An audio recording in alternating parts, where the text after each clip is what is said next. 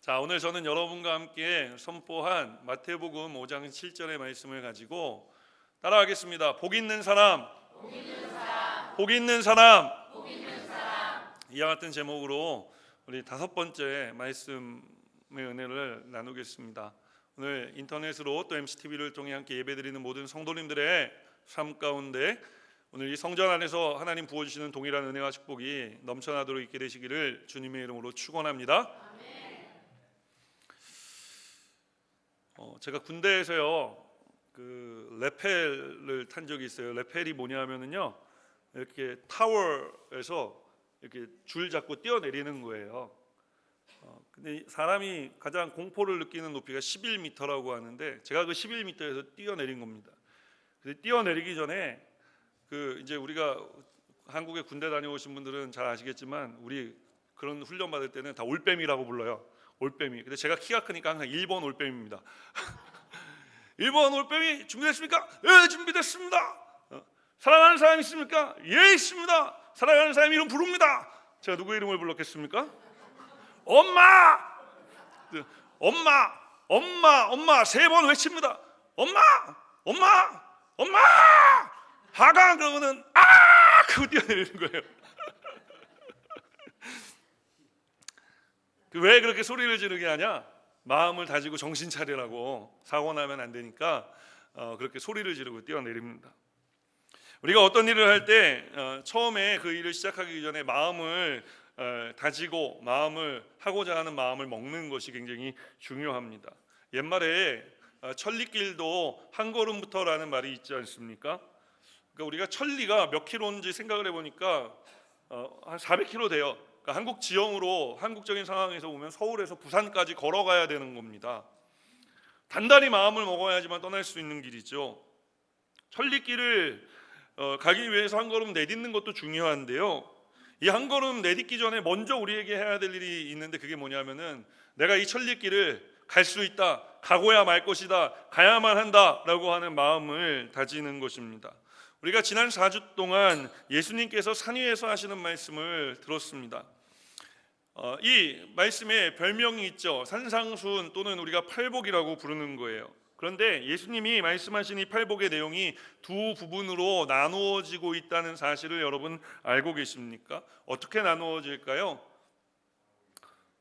첫 번째는 우리가 지난 4주 동안 나눈 말씀은 하나님과 나와의 관계 속에서 어떻게 해야 복을 받을 수 있는가에 대한 말씀이고, 오늘부터 나누는 5번째부터 8번째까지의 말씀은 그렇다면 내가 이 세상을 살아가면서 그리스도인으로서 이웃과 어떻게 관계를 맺고 살아야 하나님께 복을 받을 수 있는가에 대한 것입니다. 그리고 동시에 이것은 우리가 지난 4주 동안 나눈 말씀은요 우리의 마음의 상태에 대한 것이고, 이제 우리가 앞으로 나누어야 할, 오늘부터 나누어야 될 4주 동안의 말씀은 우리가 어떻게 살아가야 하는가, 행동에 대한 말씀입니다. 우리가 지난 4주 동안 마음에 대해서 말씀을 나누었다. 과연 그런지 우리가 다시 한번 리뷰하는 의미에서 마태복음 5장 3절에서 6절까지 말씀 우리 한번 함께 읽겠습니다. 심령이 가난한 자는 복이 있나니 천국이 그들의 것이며, 애통하는 자는 복이 있나니 그들이 위로를 받을 것이며, 온유한 자는 복이 있나니 그들이 땅을 기업으로 받을 것이며, 의에 줄이고 목마른 자는 복이 있나니 그들이 배부를 것이며. 다 우리의 마음의 상태와 관계 있는 것이죠. 심령이 가난한 상태, 애통하는 상태, 온유한 마음을 가져야 하는 상태, 의에 줄이고 목마른 상태. 여러분, 우리가 심령이 가난한 자가 되어 예수님 앞에, 하나님 앞에 섰을 때 우리는 완전하신 하나님 앞에 불완전한 나의 모습, 죄된 나의 모습을 보게 됩니다. 그래서 우리가 애통하게 되어지는 것이죠. 애통함으로 하나님 앞에 엎드려 우리가 회개하고 주님께 나아가면 하나님께서 우리를 붙잡아 주시는데, 그 하나님 붙잡아 주시는 것이 무엇이냐? 온유함으로 우리의 삶 가운데 나타나는 것입니다. 우리가 하나님께 붙들려 온유한 자가 되면 날마다 하나님 공급해 주시는 힘으로 살아가길 원하고, 하나님 아니면 안 됩니다. 의에 줄이고 목마른 사람이 되어 살아가게 되어지는 것입니다. 예수님께서는 이런 마음을 가진 사람이 복이 있다라고 성경에서 말씀하셨습니다. 그리고 오늘 예수님께서 이제 이런 행동을 하는 사람이 복이 있다라고 선언하시기 시작합니다. 그 첫 번째 말씀이 우리가 함께 선포한 마태복음 5장 7절의 말씀이죠. 우리가 다시 한번 읽어볼까요? 시작. 긍휼히 여기는 자는 복이 있나니 그들이 긍휼히 여김을 받을 것이며. 오늘 예수님은 긍휼히 여기는 자가 복 있다라고 말씀합니다. 사랑하는 여러분, 오늘 주님의 이름으로 축복하기는 이 복 받아 누리는 저와 여러분 되시기를 주님의 이름으로 축원합니다. 오늘 예수님께서 말씀하시는, 그렇다면 이 복 있는 사람이 되기 위해 우리는 어떻게 해야 할까요? 따라하겠습니다. 긍휼히 여기는 사람이 되어야 합니다. 너무 쉽죠? 예수님께서 주시는 복을 받기 위해서 예수님 말씀하시는 대로 살면 되는 거예요. 근데 그 예수님 뭐라고 말씀하시느냐? 긍휼히 여기는 사람이 되라 라고 말씀하고 있는 것입니다. 과연 그런지 우리가 7절 말씀 다시 한번 읽겠습니다. 7절 말씀 시작. 긍휼히 여기는 자는 복이 있나니 그들이 긍휼히 여김을 받을 것이며. 예수님 당시에 그 세계를 지배하고 있었던 헬라인이나 로마인들에게 있어서 이 긍휼이라는 단어는 환영받지 못하는 단어였습니다. 왜냐하면 당시 세계를 정복하고 있었던 로마인들, 헬라인들은 긍휼이라는 단어가 정복자에게 어울리지 않는 단어라고 생각했기 때문에 그렇습니다. 아니, 지금 지배하고 다스리고 정복하려면 전쟁을 하고 피를 뿌려야 되는데, 아니 그런 사람들에게 mercy, 은혜를 베풀고 자비를 베푸는 것이 어떻게 그들에게 중요하게 작용할 수 있었겠습니까? 오히려 헬라인들이나 로마인들이 중요하게 여기던 것은 용기와 정의와 절제, 지혜 이런 것들이었어요. 그런 것들이야말로 세상을 지배하고 다스리는 데 필요한 것이라고 생각했기 때문입니다. 긍휼은 아닌 거예요. 그때로부터 2000년이 지났습니다. 오늘 우리의 삶의 모습은 어떻습니까? 우리의 삶의 모습이 2000년 전과 달라진 것이 많이 있습니까? 물론 조금은 달라진 것이 있겠지만 사람들이 중요하게 여기며 살아가는 것은 크게 달라지지 않았습니다. 사람들은 여전히 긍휼보다는 용기와 정의와 지혜와 절제, 이런 것들을 더 중요하게 여기며 살아가기 때문에 그렇습니다. 하나 예를 들어볼까요? 세상이 변하지 않았다는 예? 여러분, 요즘 젊은이들은 싸가지가 없다는 말 들어보셨습니까? 들어보셨어요? 누가 한 말일까요? 목사님, 저는 아닌데요. 여러분이 아니라는 것 알고 있습니다. 이 요즘 젊은이들이 싸가지가 없다, 이 말은 기원전 400년에 BC 400년에 소크라테스가 한 말이에요. 소크라테스가 이런 말을 남겼습니다. 요즘 아이들은 폭군이다. 부모의 의견에 반대하고 음식도 개걸스럽게 먹고 선생에게도 폭군처럼 군다. 미래가 암담하다. 이걸 줄여서 요즘 젊은이들은 싸가지가 없다. 그런데 제가 원래 전공이 역사 전공인데요, 제가 옛날에 그 아티클을 읽다가 재밌는 걸 하나 발견했어요. 기원전 1700년경, 그러니까 BC 1700년경에 최초의 문명의 발상지 중에 하나인 이 수메르라고 하는 곳이 있었는데요. 이 수메르라는 나라에서 그 쐐기 문자, 갈대잎을 찍어가지고 이렇게 문자를 만들어서 썼어요, 그 사람들이. 근데 그 쐐기 문자, 갈대잎으로 만들어서 갈대 줄기로 찍어서 만든 그 점토판이 하나 발견됐는데, 그 점토판에 뭐라고 쓰여져 있냐면요, 요즘 젊은이들이 싸가지가 없다고 써 있어요. 3700여 년 전에, 3800년쯤 전에 쓰여진 그 돌판에도 요즘 젊은이들이 싸가지가 없는데, 요즘 우리가 살아갈 때도 젊은이들이 싸가지가 없다는 이야기를 종종 듣지 않습니까? 무슨 이야기를 드리려고 하는 거냐면 이런 거예요. 시대가 변해도, 기술이 발전해도 우리가 살아가는 삶의 양식, 생각은 크게 바뀌지 않았다는 것입니다. 그때나 지금이나 별반 다른 것이 없다는 거예요. 그렇게 오늘 세상에서 다른 사람을 긍휼히 여기는 삶을 살아가는 사람을 찾아보는 것은 여전히 어렵습니다. 그런데 오늘 예수님께서 이 찾아보기 어려운 이런 사람이, 긍휼히 여기는 사람이 되라고 오늘 우리에게 말씀하고 있는 것입니다. 예수님께서 말씀하시는 것은요, 여러분 잘 들으세요. 그런 생각을 하는 사람이 되라, 다른 사람 불쌍히 여기는 마음을 가지고 살아라 라고 말씀하시는 것이 아니라, 오늘 예수님 우리에게 말씀을 통해 요구하시고 명령하시는 것은 뭐냐? 긍휼히 여기는 사람이 되라라고 말씀하고 있는 것입니다. 예수님 마음의 상태에 대해서 말씀하고 계신 것이 아니라 지금 예수님 우리에게 말씀하시는 것은 우리의 삶의 행동에 대해서 말씀하고 계시다는 거예요. 그렇게 예수님 말씀하시는 이 긍휼히 여기는 삶이란 추상적이거나 형이상학적인 우리가 뜬구름 잡는 것 같은 것이 아니라 우리가 구체적으로 삶 속에 실천하는 것이어야 한다는 것이죠. 왜냐하면 그것은 행동이기 때문에 그런 거예요.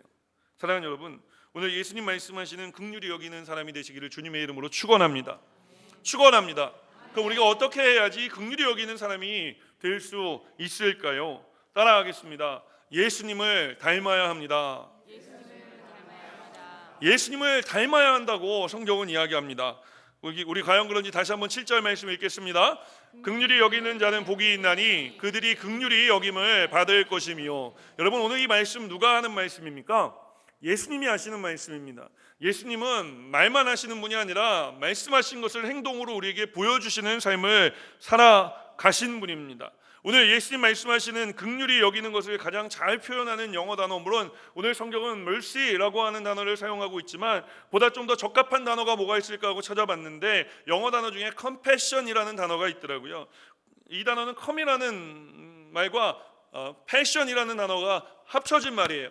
come, together라는 의미입니다. passion, suffer, 고통이라는 말이에요. 그러니까 compassion이라는 말은 함께 고통 받는 것입니다. 함께 우는 사람들과 울어주고 함께 웃는 사람들과 웃어주는 삶의 자리에 있는 것, 여러분, 그런 삶을 살아가는 것, 그런 삶이 바로 긍휼히 여기는 삶이라고 성경은 우리에게 말씀하고 있는 것입니다.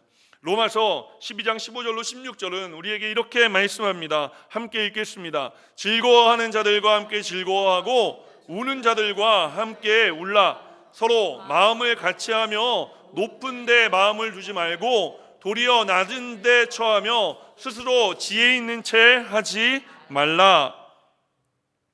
이 말씀과 꼭 맞는 한 분을 우리가 알고 있죠. 그분은 하늘 높은 보좌를 버리시고 우리를 구원하시기 위해서 이 땅에 오셨습니다. 이것이 컴패션, 긍휼히 여기는 것입니다. 그분은 누구보다 부요한 분이셨지만 다 버리고 이 땅에 오셔서 일평생 가난한 사람들과 소외된 사람들과 병든 사람들과 함께 지내셨습니다. 이것이 컴패션, 긍휼히 여기는 삶인 것입니다. 이분이 바로 누구죠? 누가 이와 같은 삶을 살아주셨습니까? 우리 구주 예수 그리스도가 이와 같은 삶을 살아주신 것입니다. 그러나 예수님의 긍휼히 여김은 여기가 끝이 아닙니다. 예수님 긍휼히 여김의 정점, 이 클라이막스는 어디냐? 바로 십자가인 것입니다. 예수님이 십자가를 지실 수 있었던 이유, 그 이유는 한 가지예요. 하나님께 복종하셨기 때문입니다. 하나님 뜻에 순종하셨기 때문입니다. 하나님께 완전히 붙들리셨기 때문에 예수님은 십자가를 지실 수 있었습니다. 예수님은 긍휼히 여기는 삶을 살아갈 수 있었던 것입니다. 이에 대해 마태복음 26장 39절은 우리에게 이와 같이 말씀합니다. 우리가 함께 읽겠습니다. 조금 나아가사 얼굴을 땅에 대시고 엎드려 기도하여 이르시되 내 아버지여, 만일 할만하시거든 이 잔을 내게서 지나가게 하옵소서. 그러나 나의 원대로 마시옵고 아버지의 원대로 하옵소서. 내 뜻보다 예수님은 하나님의 뜻을 더 중요하게 여긴 것입니다. 내 판단보다 하나님의 판단을 더 중요하게 여긴 것입니다. 내 생각보다 하나님의 생각을 더 중요하게 여기며 예수님은 사신 것입니다. 오늘 예수님이 우리를 긍휼히 여겨주셨습니다. 그 긍휼히 여기심을 하나님 앞에 온전히 순종함으로 감당하실 수 있었습니다. 사랑하는 여러분, 오늘 우리도 예수님 말씀하시는 긍휼히 여기는 사람이 되는 삶, 긍휼히 여기는 삶을 살아가는 저와 여러분 되어야 할 줄 믿습니다. 우리가 어떻게 해야 될까요? 예수님이 보여주신 삶을 배우고 예수님을 따라가고 예수님을 닮아가야 하는 것입니다. 하나님께 순종하는 주님의 모습을 우리가 닮아야 하는 것입니다. 그러나 오늘 우리가 긍휼히 여기자 이야기를 하는데 어떤 분들은 이 긍휼히 여기는 것을 좀 오해하시는 분들이 있어요. 제가 좋아하는 기독교 작가 중에 헨리 나우엔이라는 분이 계세요. 그분은 하버드 대학의 종신 교수였습니다. 라이프타임 프로페서였어요. 죽는 날까지 교수를 할 수 있었지만 그 교수직을 버리고 캐나다 토론토에 있는 데이브레이크 공동체라는 곳에가 남은 일평생을 정신지체아들을 돌보는데 삶을 보냈던 그런 분입니다. 이분이 쓰신 책 중에 긍휼이라는 책이 있는데, 이 긍휼이라는 책을 쓰며 한 유명한 사람을 인터뷰하게 되었습니다. 이 사람은, 헨리 나우엔이 인터뷰한 사람은 누구냐면은 미국의 아주 유명한 세네터예요. 상원의원입니다. 아주 어려운 사람들을 잘 돕기로 이름난 사람이었습니다. 책에 보면 누군지 이름이 나와요. 미국의 38대 바이스 프레지던트 부통령을 지내셨던 바로 그분을 인터뷰하게 되었는데, 헨리 나우엔이 상원 의원에게 긍휼의 뜻이 무엇인지 아십니까? 라고 질문을 합니다. 그러자 이 상원 의원이 자신의 책상 위에 놓여 있는 연필을 하나 집어들며 그 끝에 달린 지우개를 가리키면서 이렇게 이야기합니다. 긍휼은 이 연필 끝에 달린 지우개와 같은 것입니다. 긍휼은 글자를 잘못 썼을 때 지우개가 필요한 것처럼 일이 제대로 되지 않을 때만 필요한 것입니다. 사실 정치에 필요한 것은 긍휼이 아니라 경쟁에서 이기고 살아남는 것입니다. 저에게 긍휼이란 그런 것입니다. 내 실수를 덮기 위해 나에게 도구가 되어지는 것, 그것이 긍휼이라는 거예요. 헨리 나우엔은 이 인터뷰를 소개하면서 이런 말을 남기죠. 이것은 예수님이 말씀하신 긍휼이 여김이 아닙니다. 사랑하는 여러분, 우리는 예수님이 말씀하시는 긍휼히 여기는 삶, 그 삶을 살아가야 할 줄 믿습니다. 하나님께 온전히 순종하며 예수님께서 일평생 우리에게 보여주신 대로 우리가 우는 사람들과 함께 우는 자리에 가 있는, 또 어려운 처지에 있는 사람들에게 가 그들에게 복음을 나누고 예수 그리스도의 사랑을 나누는 삶 살아가는 저와 여러분 되어야 할 줄 믿습니다. 감사한 것은 우리 교회가 이미 이와 같은 일들을 전개해 나가고 있다는 사실입니다. 우리 교회는 이미 6명의 전 세계 6명의 아이들을 품고 그 아이들에게 가보지 못했지만 우리가 그 아이들 늘 주보의 이름을 보며 기도하고 있기 때문에 그런 것입니다. 또 우리는 4곳의 선교지 교회들을 섬기며 필리핀, 또 모스크바, 아프리카, 유럽에 있는 마게도니아 지역을 섬기며 우리가 그 교회 성도들과 우리가 그 교회 선교사님들을 아직 뵌 적은 없지만 우리가 함께 그곳을 위해 기도하기 시작했기 때문에 그런 것입니다. 사랑하는 여러분, 우리 교회는 예수님을 닮아가는 교회인 줄 믿습니다. 우리 교회는 하나님이 기뻐하시는 교회인 줄 믿습니다. 우리 교회와 성도님들은 긍휼히 여긴 가운데 하나님의 복을 받아 누리는 교회와 성도님들이 되어진 줄 믿습니다. 그러나 우리의 발걸음이 이 정도에서 멈춰서지 않았으면 좋겠습니다. 오늘 우리의 발걸음이 조금 더 예수님을 쫓아가는 발걸음이 되었으면 좋겠습니다. 조금 더 예수님께서 우리에게 보여주신 이 귀한 사명을 감당하는 교회와 성도들이 되기를 원합니다. 오늘 그러기 위해서 우리에게 필요한 것은 우리가 긍휼히 여기는 삶을 살아가는 것입니다. 사랑하는 여러분, 내 주위에 내가 긍휼히 여겨야 할 사람이 누가 있는지를 한번 생각해 보십시오. 누가 울고 있는지를 한번 돌아보십시오. 어떤 사람에게 어떤 도움이 필요한지를 한번 생각해 보십시오. 오늘 그리고 우리가 생각하는 것에서 멈추는 것이 아니라 그들에게 나아가 따뜻한 주님의 말씀, 생명 있는 주님의 말씀과 복음을 전할 때 여러분 그것이 긍휼히 여기는 삶이 되어진다는 것을 기억하시기 바랍니다. 오늘 3번째로 그런 긍휼히 여기는 삶, 예수님을 닮아가는 삶을 살아가는 우리에게 그렇다면 하나님께서 주시는 복은 무엇일까요? 따라하겠습니다. 긍휼히 여김을 받습니다. 긍휼히 여김을 받습니다. 우리가 다시 한번 7절 말씀 한번 더 읽겠습니다. 긍휼히 여기는 자는 복이 있나니 그들이 긍휼히 여김을 받을 것이며.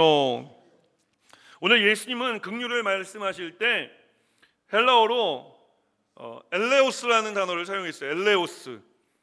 그런데 구약 성경에서 이 엘레오스라는 단어가 어떤 의미로 사용되느냐? 하나님의 인자하심을 표현할 때 사용됩니다. 그러니까 긍휼과 인자하심은 동일한 의미로 사용된 말이라는 거죠. 긍휼히 여김을 받는 것은 우리가 하나님의 인자하신 가운데 살아가는 것을 말하는 것입니다. 시편 63편 3절로 4절에서 다윗은 이렇게 우리에게 고백합니다. 함께 읽겠습니다. 주의 인자하심이 생명보다 나음으로 내 입술이 주를 찬양할 것이라. 이러므로 나의 평생의 주를 송축하며 주의 이름으로 말미암아 나의 손을 들리이다. 이 시를 쓸 때 다윗은 사울 왕에게 쫓기고 있었습니다. 그는 광야를 떠도는 삶을 살고 있었습니다. 그런데 그 힘든 상황 속에서도 다윗은 이렇게 고백하지 않습니까? 주의 인자하심이 생명보다 낫다. 하나님의 인자하심, 긍휼히 여기심, 도우심, 함께하심, 컴패션, 이 힘든 상황 가운데 내가 외롭지 않도록 나와 동행하시는 하나님을 다윗은 경험한 것입니다. 뿐만 아닙니다. 다윗은 시편 34편 8절에서 또 이렇게 고백을 합니다. 함께 읽겠습니다. 너희는 여호와의 선하심을 맛보아 알지어다. 그에게 피하는 자는 복이 있도다. 이때도 다윗의 상황은 별로 크게 다르지 않았습니다. 그는 여전히 도망다니는 신세였습니다. 그런데 그 도망다니며 다윗이 이렇게 고백하지 않습니까? 너희는 여호와의 선하심을 맛보아 알지어다. 너희는 나의 고통을 알지어다가 아니라 여호와의 선하심을 맛보아 알지어다 라고 이야기를 하고 있습니다. 그가 어떻게 이런 고백을 할 수 있었을까요? 힘들고 어려운 삶이었지만 하나님이 함께 하심을, 하나님의 도우심을 경험했기에 이런 고백을 할 수 있었던 것 아닐까요? 사랑하는 여러분, 오늘 다윗과 함께 하신 하나님이 우리와도 함께하고 계시는 줄 믿습니다. 오늘 예수님이 말씀하시는 긍휼히 여김을 받는 것은 하나님의 인자하심을 경험하는 것입니다. 하나님의 선하심을 경험하는 것입니다. 하나님의 사랑을 경험하는 것입니다. 하나님의 은혜를 경험하는 것입니다. 사람의 사랑과 사람의 위로가 아니라 하나님의 위로를 경험하는 것입니다. 오늘 예수님께서 말씀하시는 긍휼히 여기시는 자에게 주시는 복, 여러분 오늘 이 하나님께서 주시는 긍휼히 여기시는 복을 받아 누리는 저와 여러분 되시기를 주님의 이름으로 축원합니다. 하나님 은혜 가운데 살아가십시오. 하나님 선하신 가운데 살아가십시오. 하나님이 긍휼히 여기신 가운데 살아가시는 저와 여러분 되시기를 주님의 이름으로 축원합니다.